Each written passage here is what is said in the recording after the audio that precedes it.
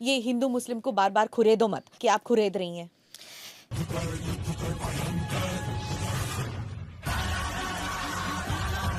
अगर मुझे हिंदू मुस्लिम्स के बारे में खुरेदना है तो मैं ट्रिपल तलाक को काम कैसे करती थी? यहाँ पे there is no chance for Madhavi ji because Asaduddin Owaisi बहुत पॉपुलर हैं। एक 500,000 लोगों को पीछे डाल के फिरने से स्मिता जी एक कॉन्स्टिट्यूएंसी नहीं बनता है।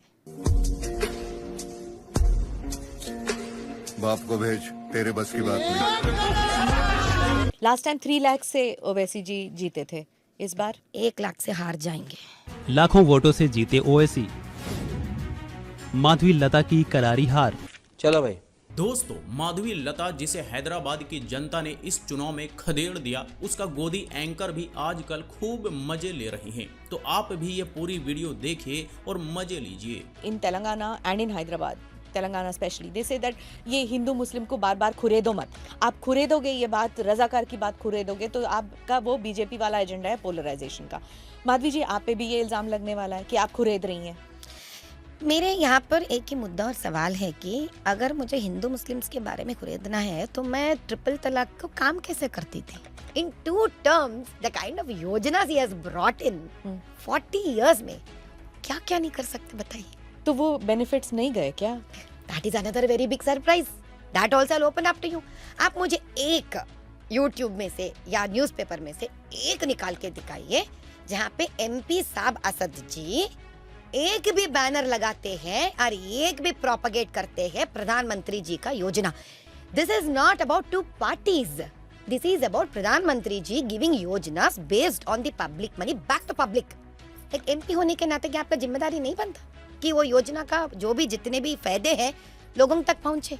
तो कम से कम एक असद भाई तो हैं जो कर रहे हैं तो represent। अकेले हाँ, तो उनके और सारे सीटों में औरतों को नहीं लगाएंगे वो लोग। उनके एटलीस्ट जो 33 पॉइंट पे अभी मोदी जी का 33 पॉइंट टोटल वुमेन रिजर्वेशन में और मुसलमान के लिए पूछ रहे हैं, जिसका पार्टी ही माइनॉरिटी पार्टी है, मुस्लिम पार्टी है।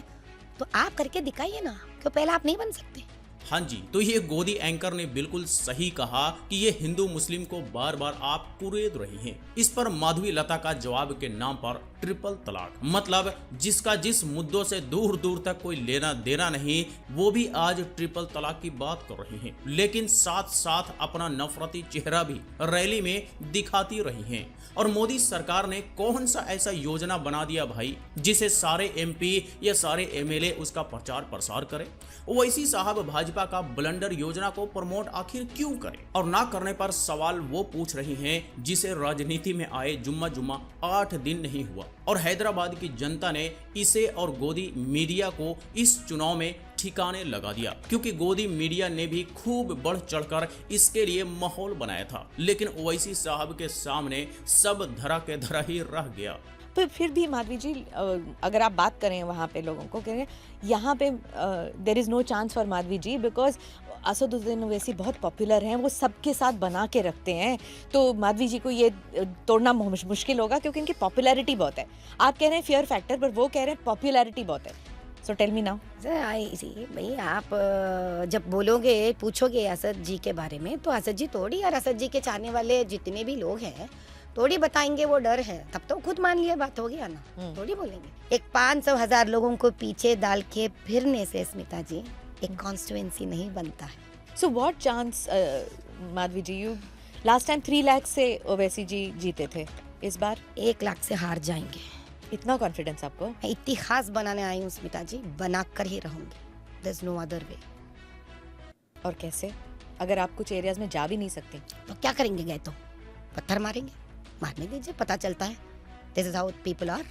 तो जी, ये गोदी एंकर को भी पता था कि हैदराबाद में माधवी लता का कोई चांस नहीं है, क्योंकि ओवैसी साहब के सामने अच्छे नहीं टिक सकते। मोदी जी भी अगर उनके खिलाफ हैदराबाद से चुनाव लड़ जाते तो वो भी कई लाख वोटों से हार जाते। तो माधवी लता का ये कहना कि लाखों वोटों से वो हार जाएंगे, लेकिन हुआ उल्टा, और लाखों वोटों से ओवैसी साहब जीत गए और खुद माधवी लता लाखों वोटों से हार गई। तो इसे कहते हैं मुंगेरी लाल के हसीन सपने, जो कभी पूरे नहीं होते। तो अब माधवी लता को ये तो पता चल ही गया होगा कि ओवैसी साहब के पीछे 500 लोग नहीं चलते, बल्कि कई लाख लोगों को साथ वो लेकर चलते हैं। यही वजह रहा है कि इस बार भी लाखों वोटों से वो जीत गए। आगे देखिए कि थोड़ा सा किसी ने इसे वेलकम क्या कर दिया तो उसे ये क्या क्या सोच बैठी।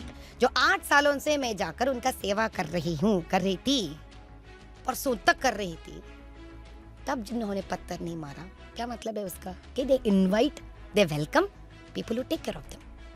अगर जस्ट मैं आज उन मोहल्लों में जाती हूँ ये कहने के लिए, भैया हम ये अच्छे काम करना चाह रहे हैं आपके लिए, प्लीज आप जागृत हो जाइए, आपके खुद की फायदा के लिए हमें वोट डालिए।